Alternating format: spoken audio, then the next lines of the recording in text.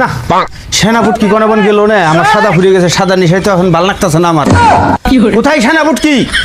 সেনাপুটকি সেনাপুটকি ওই তোর কাছে সাদা আছে হিরে তোর কাছে সাদা আছে না কি করি সাদা নিশাই তোর জীবন শেষ पीछे देखो पीछे पीछे तो देखो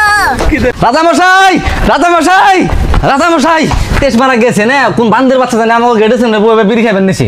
কি কস তুই এতক্ষণে কোন বান্দির বাচ্চারা তো বড় সাহস রে আমার এই গেটের সামনে এনে বিড়ি খা কি যে আমি তো জানি না তেজ মারা গেছে আমি তো সিনিয়র জীবনের ফার্স্ট দেখলাম ও বইবে বড় করে বিড়ি খাবেন নিছি নিয়ে আয় বান্দির বাচ্চারে লাগে কামলা আরেকজন নিয়ে যা তাও বান্দির বাচ্চারে ধরে নিয়া হালা কামলা কোনে গেল রে কামলা ওই কামলা থালা তাড়াতাড়ি আহে কি হয়েছে সেনাপতি কি হয়েছে তাড়াতাড়ি কি হয়েছে চলো আমার সাথে এক বান্দির বাচ্চা ধরে আনা লাগে মহারাজের আদেশ কোথায় আমি গেটে শুনে তাড়াতাড়ি নাও হে তাড়াতাড়ি কি করে আই বান্দির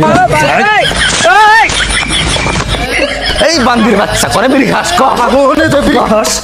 ক রাজা মশাই এই দিনে বলছি হ্যালো তা বিড়ি খাওয়ার তালে আছে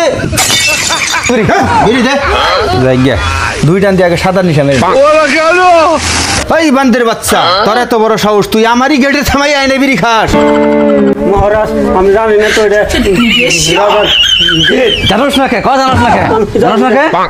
জানোস না কে তুই মাফ করে দাও আমি জানি না তো ওড়িন দিকে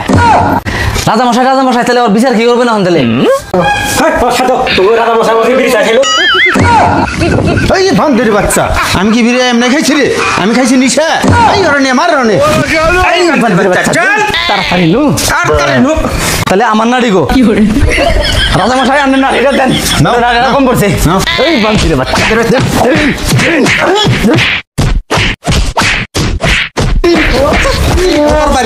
দিছি